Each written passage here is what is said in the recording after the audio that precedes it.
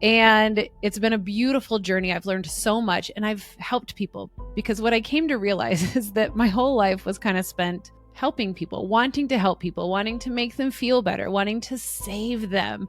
And that took a lot of energy that I'll talk about here during our time together. But I became a nurse and I loved that work. I loved the ability to help others. I loved the ability to share value and to feel valuable in this life. But I also got really burnt out because I wanted to save everyone. I wanted to help everyone. I wanted to, fix everything for everyone.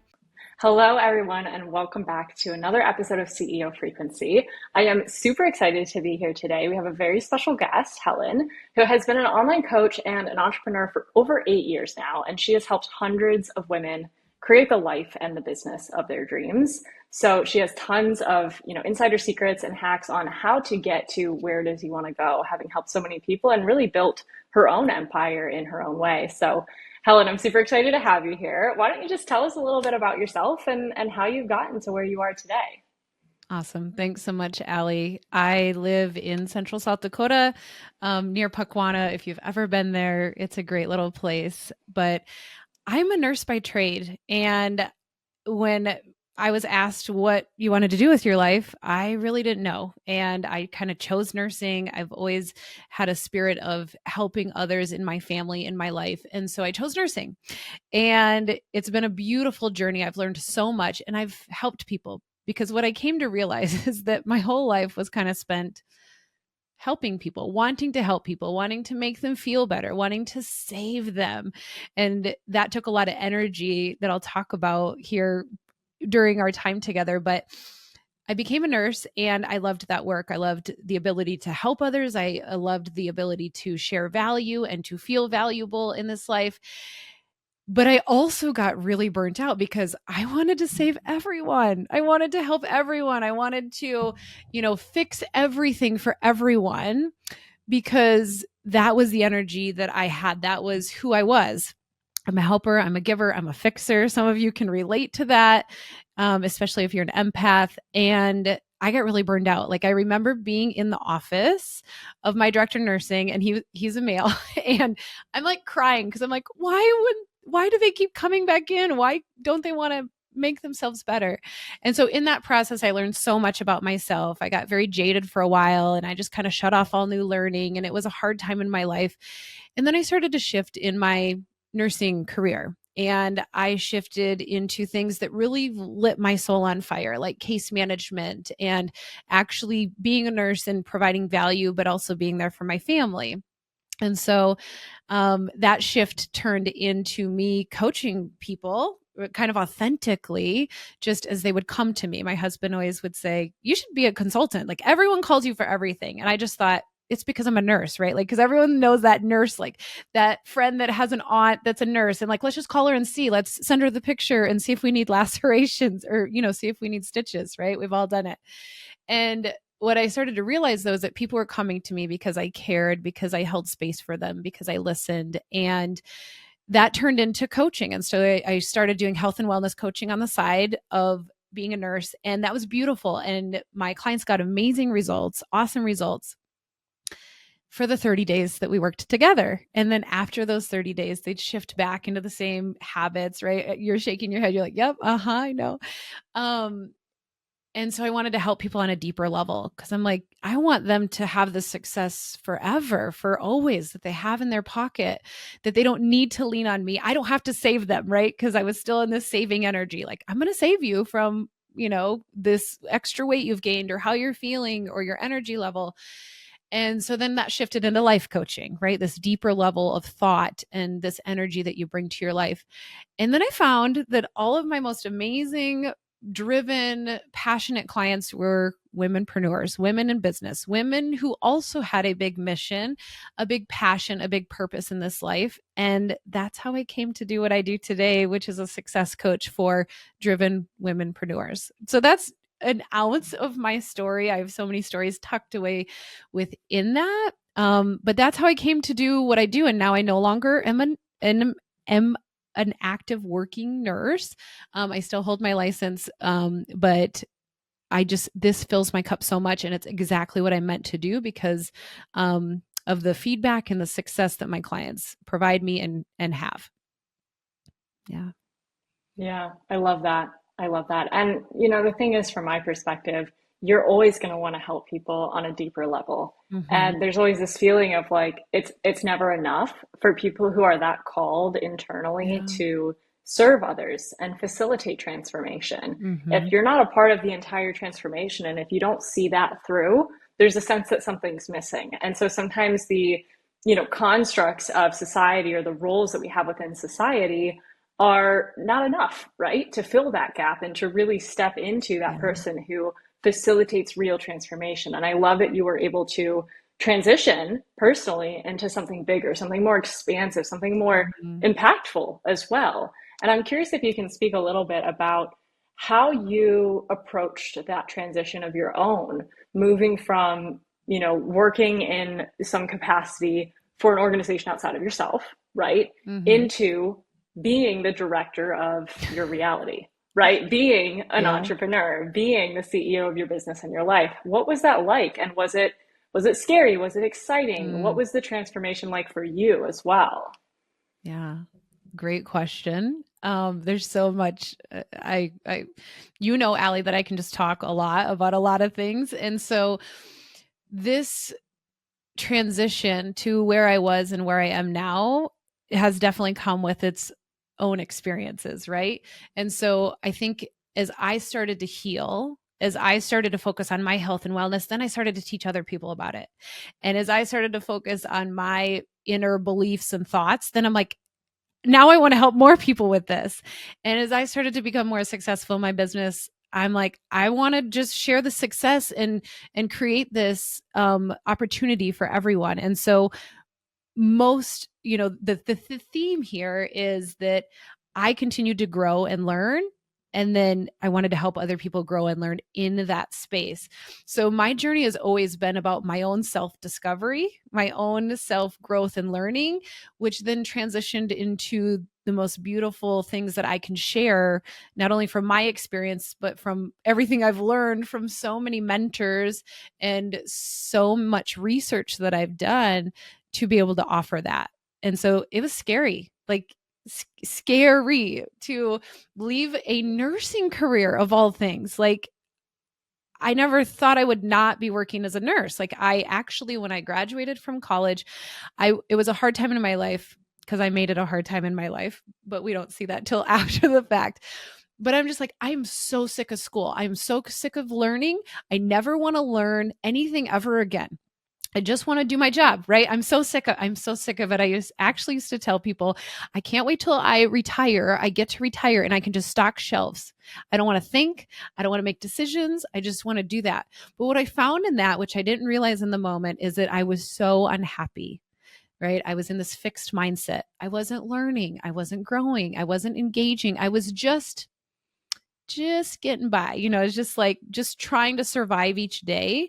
And that is more exhausting than stepping into the fear of doing hard things or doing new things or growing or evolving. Like that sucked my energy more than the work I do could ever suck my energy now. So again, this is like in hindsight and things that we can't always see because we think that doing more and engaging more and learning more sucks our time and our energy when actually, actually it doesn't. It really fills my cup. So, that's a part of that question I think I answered. Was there something else in there that you'd like to redirect me to? I love that. No, it's so true. And I completely agree. The work Mhm. that is in many ways harder, in many ways more challenging, Mhm. in many ways just more, right? There's just more to do when you're out on your own and you're building something that's completely yours. There's no one to tell you what to do, which makes it that much more complicated. Yeah. But it's the most fulfilling. And so it becomes Mhm. easy, even though on the surface it seems harder. So, yeah, I'm really glad that you shared that because I think a lot of us have a lot of fear around going out on our own and building Mhm. something that is ours, but you've done it successfully.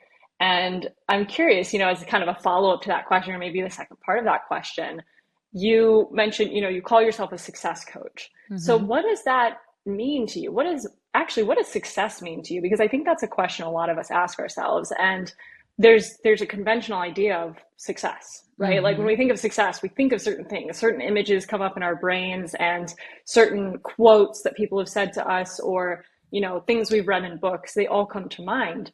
But I personally have a pretty unique definition of success. Not all that unique, but a little bit different than I think what most people would think of. And I'm curious what it means to you, what it means to you to be successful and to be a success coach. Yes, thank you for sharing. And this is so interesting that you would ask this question because I was recently writing an article for a journal. And one of the things they asked is, how do you define success?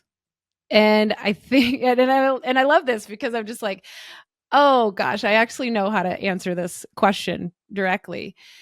And to me, as I'm reflecting on this, which I love reflecting on questions and insights because that's how we learn and we grow. It's how we become aware of what's happening. But for me, success is just putting one foot in front of the other, right? It's getting up when you fall down. It's facing and feeling your deepest fears and terrifying emotions. It's saying sorry and thank you.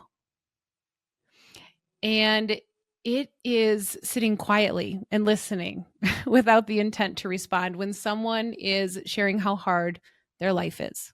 That is success. It's when you are able to own your wrongs, when you're able to say, I'm sorry, when you're able to say, yes, I said that in that context, or that's what I was feeling right there. But in retrospect, that's not who I was at my core. Right. And that's hard to do. That is really hard to do, to own what's happening, even when it's hard, or even when you might feel shame or guilt about it. It's really hard to own that. And for me, the ultimate like definition of success is when you can look in the mirror, when you can look in the mirror directly, see your reflection, and just so fiercely and honestly, like with tears in your eyes, because I'm an emotional person. I tear up all the time. I cry all the time. But when you can look in the mirror and say, I love you, like that is success. I mean, what else? Like there are no words for like what else you can have for success. Is that love for yourself, which then expands and explodes to everyone around you. I love that. I love that. That's so powerful and so true. And I think that's actually what a lot of women in business are missing is Mm, that self-love and that self-trust and that self-knowing really as well, understanding oneself enough to see our mistakes for what they are and apologize when we're wrong and take credit when we're right, when we do yeah, something well. That's sometimes even the hardest thing of all is to be proud of ourselves and right. acknowledge our accomplishments. And I'm curious if there's any, core themes that you witness in your clients. Are there any, specific problems that a lot of people bump into along the way, being women in business, because we know that's a unique journey to walk, both of us know very well, and all of our listeners as well.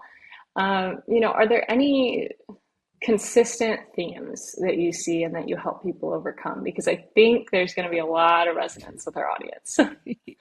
Absolutely. So I can teach strategy all day long. I can teach women how I built my business. I can teach women how to, put together a shelf. I can teach people so many things, but it comes down to the thoughts and the beliefs that they actually have within them. And so the common theme that I see is that, avoidance of the truth, that hiding behind the problem, or focusing on what's going wrong versus focusing what's going right. And I'm so fascinated by this because it happens within me, right? Like people are like, oh, well, you've already done the work. And I'm just like kind of giggle because it's like I'm always doing the work. Even though I'm a success coach, I still have thoughts that limit me. I'm just more aware of them. I'm just more able to recognize them and own them so that I can shift versus putting my head in the sand and leaving it there. Now, there are some things in my business that I put my head in the sand in more than others, right? It's just like, nah, like that's just, I don't want to deal with that. I don't want to mess with that. And it's just important.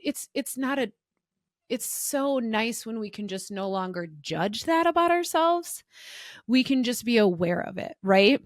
It's that encourager versus judger within ourselves. And that's what I see most often in the clients that I work with, is that they are putting so much pressure on themselves. They might be feeling emotions like shame and fear and doubt and guilt, and I should have, and I need to, and this has to, and I should be here, and everyone's so far ahead, and I'm working so hard. And these are all, you guys, these are all universal thoughts that I've had too. But it's being aware of those, and then really coming into your own to believe them. Not for me to tell them, not for me to tell you. It's like, I, as a coach, am very curious about finding ways so that women can say this for themselves. I can tell you all day, Allie, that you are amazing, that I believe in you, that you will succeed. But if you don't believe it for yourself, it hinders so much in your life, and it leaves a lot on the table. And I'm so fascinated by this, that last year I incorporated in my coaching hypnotherapy training, and it has been profound. It has been beautiful. It has helped some of the clients I've been coaching for years to have breakthroughs in one amazing, life-changing, business-changing session. Because what it does is it doesn't allow those sneaky thoughts to hide, right? It just brings them to light in a non-judgmental way, so that we can see, what are those lies you're actually believing? And then what are the protective behaviors that you're doing because you're believing this, right? Because we're humans, we want to protect ourselves. And so we all have these behaviors or these little tendencies we do to, to avoid things. Um, and then you find the truth, and it's like, wow, wow. And again, not judging, not in a judgmental space, but in this very supportive, encouraging space that just helps you break free from that. You know what to do. We all know what to do. We've read the books, we've listened to the podcasts, we've, taken the courses. We all know what to do, but we have to find that inner belief within us that's keeping us from not doing it. So true. It's so true. Mm-hmm. And what I find really interesting is that, the brain is malleable, right? Our thoughts are somewhat ingrained, but changeable. And I'm seeing so much out there these days on the internet around reprogramming the mind, right? Mm-hmm. How do we reprogram our belief systems? How do we rewire our neurons? How do we change the brain? Because I think what people are realizing is it's no longer just these sort of surface level approaches to things. It can't just be mindset. It can't just be like the word mindset and then what is that? It can't just be manifestation. Mm-hmm. And it's like, what is that? There's a lot of, I think, more depth going into Yeah. this now, a lot more intentionality around it and the approaches to it, scientifically, spiritually, energetically, whatever you want to call it. There's a lot more consciousness Yeah. around the approach to reconfiguring the way that we think, the way that we feel, the things we believe, the things that we say to ourselves and to others. And so I'm curious, in your experience, what are the mechanics behind that? What is the process that you see your clients undergo in really changing their thought patterns, changing their belief patterns, and ultimately changing their behaviors as a result of that? Is there a process at work? Is there a system at work? Or is it just unique to every individual? Is it different every time? Mm,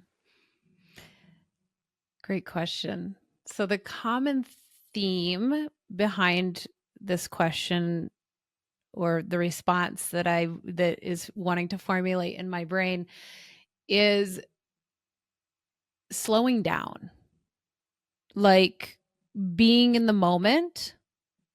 And again, I can tell people to slow down, I can tell people to be in the moment, but the ways that we want to protect ourselves is we have to do more. We have to speed up. We have to be there. This is our only chance.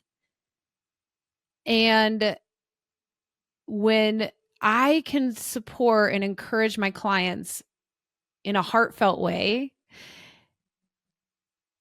they slowly start to shift and learn that I don't have to do more. I am doing enough. I can make this work. This is possible. I am capable. I am worthy, right? I don't need other people to validate me. I don't need my work to validate who I actually am.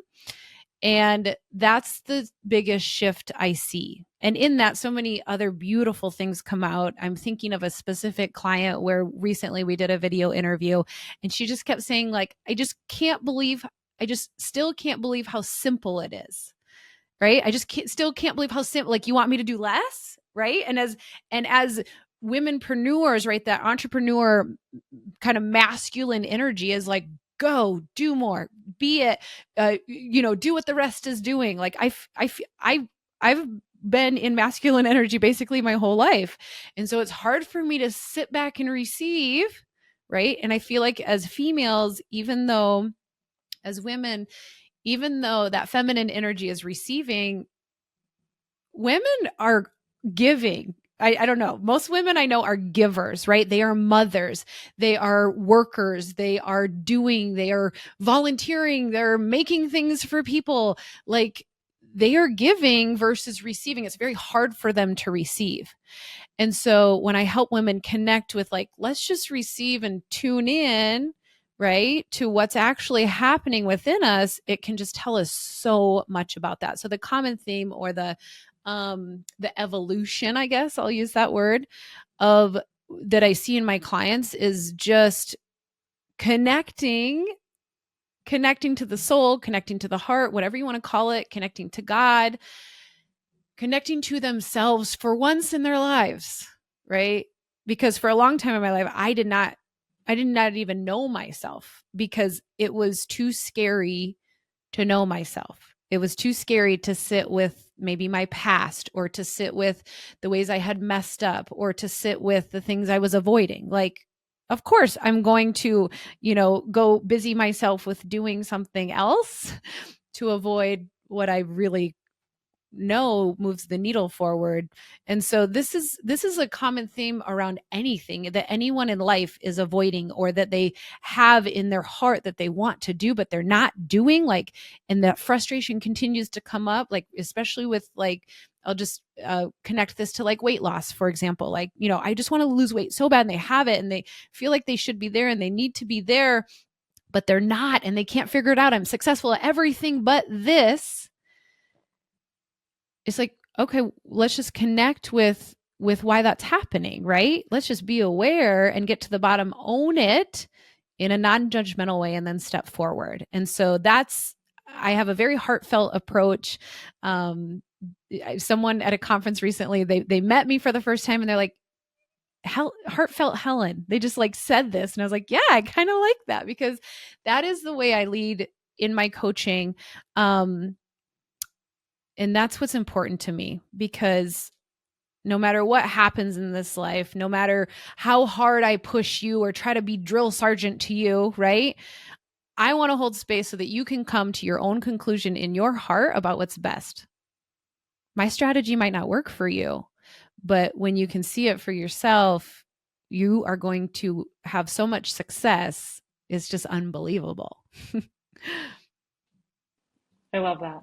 I Yeah. love that. And it's so true. And what's interesting to me is that I feel that the best coaches out there in any field, fitness coaching, business Mhm. coaching, relationship coaching, family coaching, whatever, the best coaches out there are the ones who know that it's not their job to fix Mhm. someone. Mhm. They cannot come into someone's life and make the change for them. The best coaches are the ones who know that ultimately that individual is fully responsible Yeah. for their results in any area of life. Mhm. And all the coach is doing is empowering that person to Yes. look within and to Mhm. see the patterns of thought and belief and behavior that are perpetuating a reality that they do not want.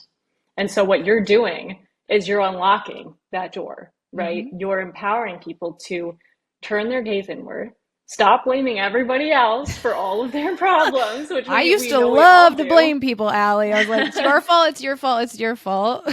Yep, same here, same here. And looking at those areas where we're hiding behind Mm, the external, and then yeah. realize that ultimately the only way that we can create whatever it is that we desire is to take that full responsibility. Right. Because if we aren't responsible for everything that's happened to us thus far, then how can we take responsibility and ownership for everything that's going to happen to us next? And until we can accept what we've created in the past, we cannot create a different future because we are Mm, still giving our power and our responsibility away and blaming other people. So until we look inward, come back to the self, ground in the self, and choose to create a new reality, nothing can change. The weight will stay on the body. The bank account will stay at whatever it's at. The business will stay wherever it's at. The relationship will remain stagnant. It comes from within. And what I love about you and what you do, and from when we met, I saw this in you, right? Even before we met, I remember stalking your Facebook and seeing, oh my gosh, this woman is doing amazing things because you're empowering people to do that for themselves. You're not saying, oh, I'm going to come in and I'm going to fix you and I'm going to make everything better as your coach. And, and that's one mhm. of the problems that I think a lot of coaches face is they're trying to be the fixer. They're trying to be the problem solver. And of course you solve problems, but you do it by empowering the client to solve their problems. And Mhm. that's where real change takes place. Yeah. I like you said that. I'm just like, yes, that's what I do. Yes, yes. She says that so eloquently. I love that, Allie. Thank you. And thanks for, bringing up that fixer, cuz I am a fixer, like, right? Like I'm a recovering people pleaser because even back when I was in grade school, right? Like it was hard for me to see people sad. It was hard for me to see people hurting. It was hard for me to see people who didn't succeed, right? I always wanted to include everyone, and I still love to include everyone. My husband's like, "Why don't you just invite the whole darn town over?" I was like, "Okay, that's great. Let's do it." Okay. I and so many stories about that. But when someone was sad, I was overly happy and like I felt like it was my job to fix them. And then you go to nursing school and you actually learn how to save people. So now I have this all of this energy from growing up, and you know, I grew up in an amazing family and household. So amazing that they never wanted me to feel pain or hurt. Right? They loved me so much. And I wanted to share that same love with everyone else that I met. But in that, yeah, you get burned out. You try to fix and it's exhausting. And that's what happened to me in nursing is that I was trying to save everyone. And so you get this like kind of like double-edged sort of like, yeah, you're a nurse, you have to save people. Like physically, literally compressions, delivering babies, you save people. But it is also not my job to create their results. And so when I was able to let go of that, I became such a better coach. I became such a better human being to myself, right? Because I let go of all that shame and that fear and that anger of like not succeeding. And while yes, of course I want everyone to have success and I want my clients to have success, helping them, yes, get to their own conclusion about it and who they are at their core will help them in so many ways, right? Empowering them, allowing them to do it is been so life-giving to me, but it's been something I've had to learn with experience and the hard way. And I didn't always coach like I coach now, right? I was that like I'm going to get you results. And all that pressure on my heart, it was just so much. It was so much. And I don't, I see a lot of womenpreneurs, entrepreneurs seeing that same pressure for their clients or their customers or even their employees, right? Like my employees have to be happy or, whatever. And so when we can just pull back and focus on those beliefs and thoughts, it's man, crack the code, talk about it. Yeah, yeah, seriously, it's so true. And I'm sure that was an interesting transition to go from, being a nurse, right? And literally fixing people, Mhm. literally healing people, Yeah. using the tools at your disposal to being a coach where you're a facilitator more than a Mhm. fixer. Yeah. And so I'm curious, what was that transition like? Was it hard for you to let go of the part of yourself that wanted to come in and just solve the problems, just come in Mhm. and work your magic and fix things? Yeah, it was very difficult. Again, I like in hindsight, I can see this. I couldn't see it in the moment, right? But I was working so hard. Like I was hustling, I was grinding. I had no energy. I was pouring everything into it. And right now I pour a lot in my business because I freaking love the work that I do. Like I could work all the time. because I love my work, but it's a different energy. It's not that life sucking. It's not that I'm just trying to get through every day. It's not that pulling of joy that leaves nothing left for my family or my friends. And so it was a difficult transition. And the ways that I supported myself the most with that is, I'm someone who's Christian and I'm Catholic, and I kind of was a cradle Catholic, they call it, right? So I just like was brought into the religion, but so I just did what I was supposed to do, right? And when I started just getting curious about how I could connect more with my heart, it was really powerful when I started meditating. And I know people are like, just meditate, just practice gratitude, whatever. It's like, you guys, this is for real. This is like really important to who you are as a person, to that connection, to that letting go or releasing of that fear or that guilt or that shame or that heaviness or that pressure. And so I took a Reiki level 1 course, and I had never felt more connected to God and myself than I did in that moment. And I learned to get out of my head and into my heart. Bless the gal Chelsea, who offered that training, because I'm a Catholic nurse. I've got all the questions, and this is not in the physiology anatomy book, right? Like, this has to make sense to me. And so I questioned everything. But when I was able to get out of my head and into my heart, that was a powerful space for me to grow into letting go of that savior energy and coming more into that supporter and encourager energy versus needing to fix or save everyone. And so that was powerful for me, because I connected with my heart, and it led me on the most beautiful path. And so I'm a Reiki 1 and Reiki 2 instructor, or I'm certified in Reiki 1 and Reiki 2. And then I went on to get my yoga instructor, which I've been teaching for years and years, and then hypnotherapy. So the culmination, the culmination of all of those things has, again, just like cracked the code for me, so that now every single day I see the amazingness and the miracles that happen all around me every single day, the synchronicities that happen. Whereas before I'm just like, gosh, I was missing all of that. And it's not a regret. It's not a like, I want to go back. It's just like, how awesome is it that now my eyes are opened? And it's just beautiful. I want to share that with everyone. Yeah. Yeah, of course. And that's the most fulfilling aspect, is taking what you've experienced, what you've learned, what you've gained Mm-hmm. through that journey and being able to help other people along the way. Because you're several steps ahead, right? They're walking the same path as you, your Mm-hmm. clients, your followers, your friends, and you can be that guiding light. You can be that North Star. You can reach back behind you, take their hand and pull them along with you using the knowledge, the resources, and the wisdom that you've gained.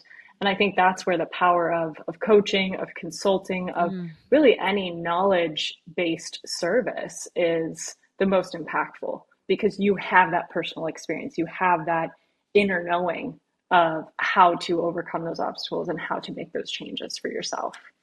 absolutely. And as you're saying this, it's like, I didn't do this alone. I did not do this alone. It was when actually my business exploded, when I hired a mentor who was doing what I wanted to do, who was a nurse and created a business for, a coaching business, right? Like, she did what I wanted to do. And so when women business owners are wanting more energy and to create a bigger influence because of the passion and the mission they have, and want to create more income so they can give abundantly, like, I've walked that path and I want to help women do that because I'm here. And so investing in yourself with a mentor who's done and is where you want to do and be is the most powerful thing I could have ever done in my business. It's why I'm here, and I continue to seek out mentorship, and I continue to, get in the rooms, and I continue to, have masterminds and be supported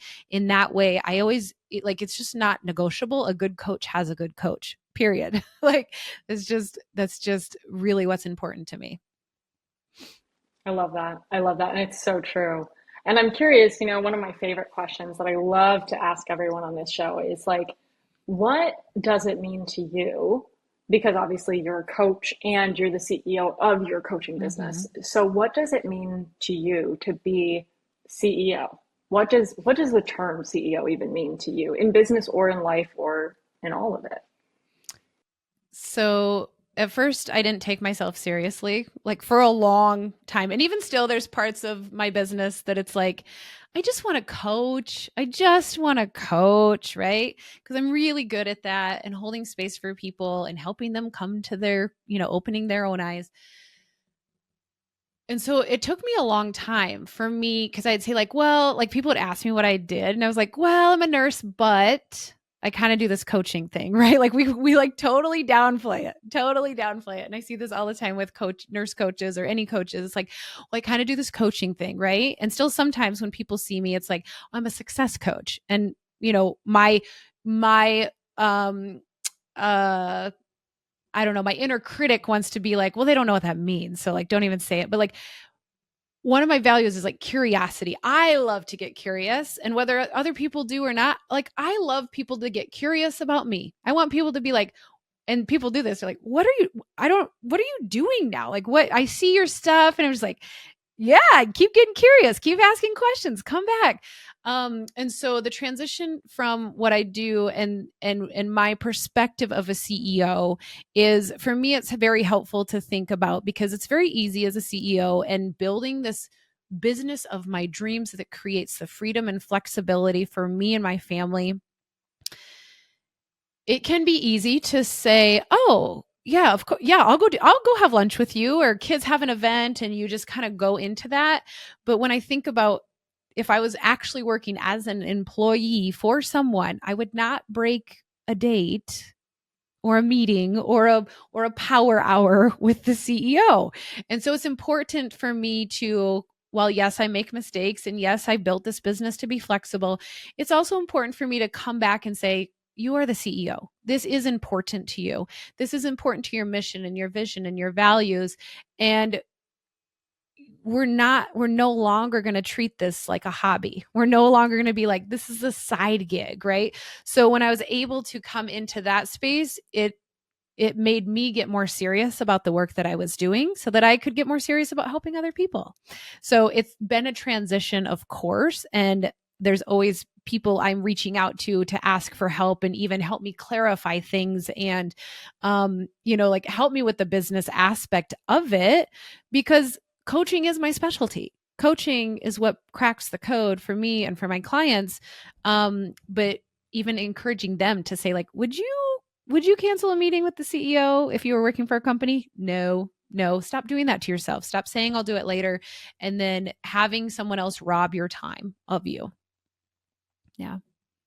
So true. It's so true. And really owning that in yourself, owning that Mm-hmm. role and owning that responsibility that you have to, Yeah. build what it is that you have the vision for. Mm-hmm. Because I think a lot of times when we're building something that does create freedom, does create flexibility, does allow us to, take a break and go off to lunch or, say, never mind, I'm gonna set this project aside and, go figure skating, right? Like Yeah. whatever it may be, Mm-hmm.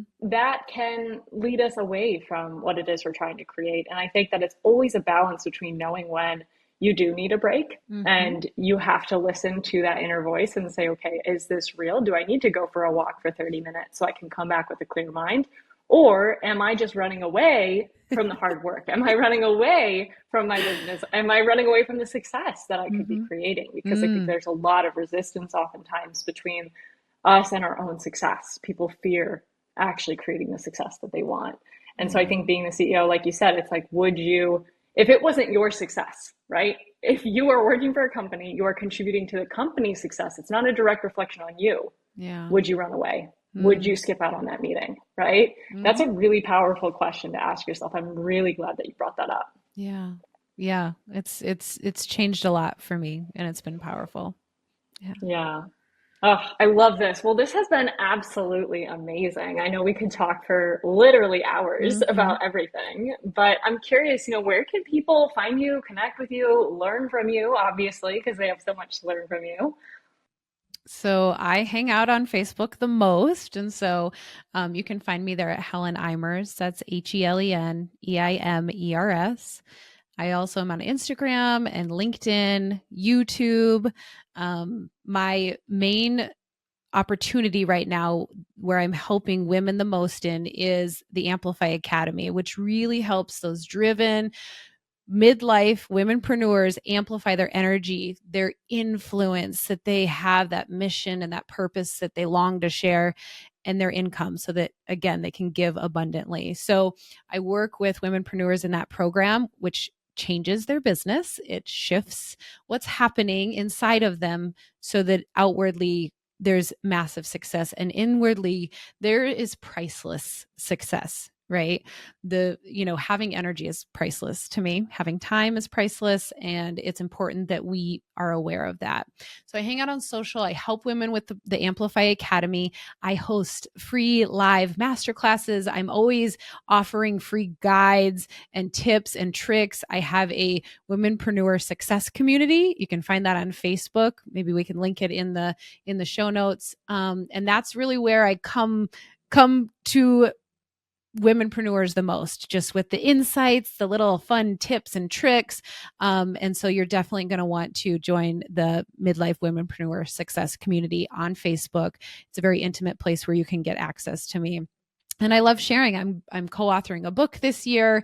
I am working on some speaking engagements. I am have hosted 2 retreats this year and co-hosting another in Sedona in November. And so this is all very exciting. And I would love to connect. I love people. I love to connect. There is no connection that does not matter to me, because I just know that could turn into the most beautiful thing, either with that person or with someone they know or with someone they can connect me with or that I can connect them with. And I'm always honest about that. Like if I can't help someone, I'll let them know. I'll say that, this just isn't a good fit, but I know I have so many connections to great coaches and great entrepreneurs, womenpreneurs that I'm like, you should totally talk to this person and it'll just boost your life. So that's what's important to me. Awesome. Well, thank you so much, Helen. This has been absolutely amazing, and I appreciate you so much. And I'm sure that everyone is going to want to hop on that. We'll put all of the links in the show notes. So thank you. Thank you so much for being here today. This was really, really fun. Thanks, Allie. Talk soon.